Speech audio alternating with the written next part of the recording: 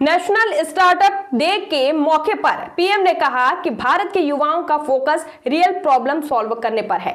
हमारे young innovators जिन्होंने नए सपने देखने का साहस दिखाया, मैं उन सभी की बहुत बहुत सराहना करता हूं।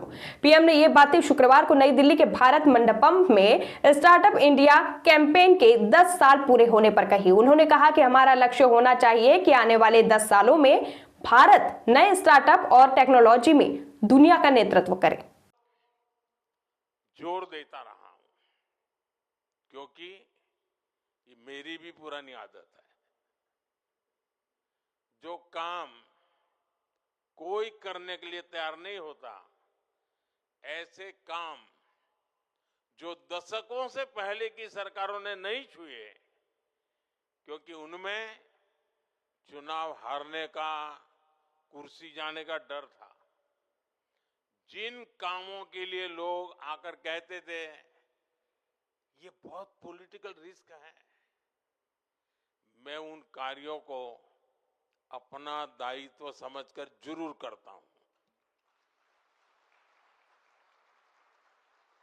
आपकी तरह ही मेरा भी मानना है, जो काम देश के लिए जरूरी है वो किसी न किसी को तो करना ही होगा,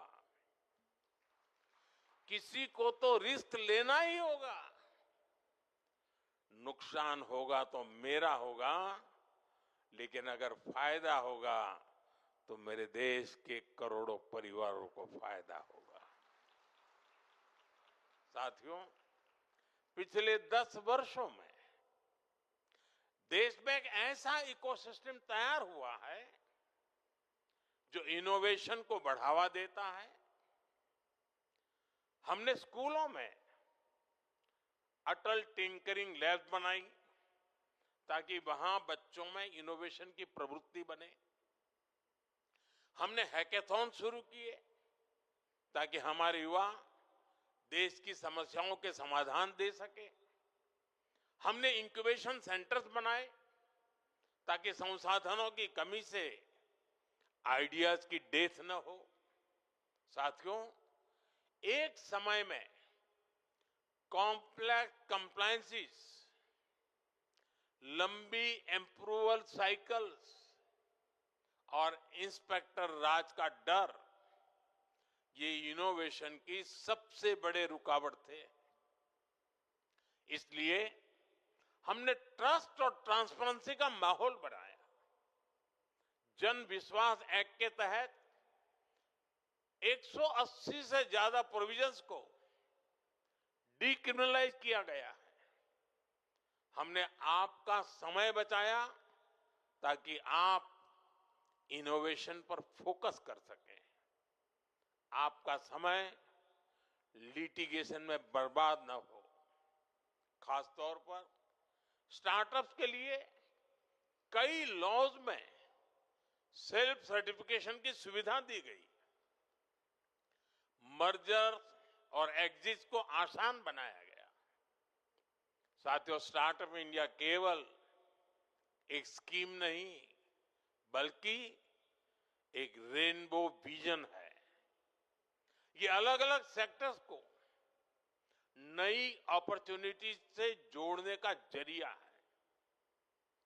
आप देखिए, डिफेंस मैन्युफैक्चरिंग, पहले क्या स्टार्टअप एस्टैब्लिश प्लेयर्स के साथ कंपटीशन की कल्पना भी कर सकते थे क्या?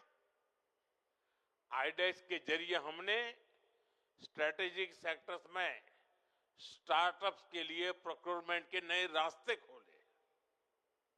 स्पेस सेक्टर, जो पहले पूरी तरह प्राइवेट पार्टिसिपेशन के लिए बंद था, उसे भी अब ओपन कर दिया गया है। आज लगभग 200 स्टार्टअप्स स्पेस सेक्टर में काम कर रहे हैं। इन्हें ग्लोबल मान्यता भी मिल रही है। इसी तरह ड्रोन सेक्टर को देखिए, सालों तक इनेबलिंग फ्रेमवर्क के अभाव के कारण भारत काफी पीछे छूट गया। हमने आउटडेटेड रूल्स हटाए, इनोवेटर्स पर भरोसा किया। साथियों, पब्लिक प्रोक्योरमेंट हमने जेम यानी गवर्नमेंट ई मार्केट प्लेस के जरिए मार्केट एक्सेस को बढ़ाया है।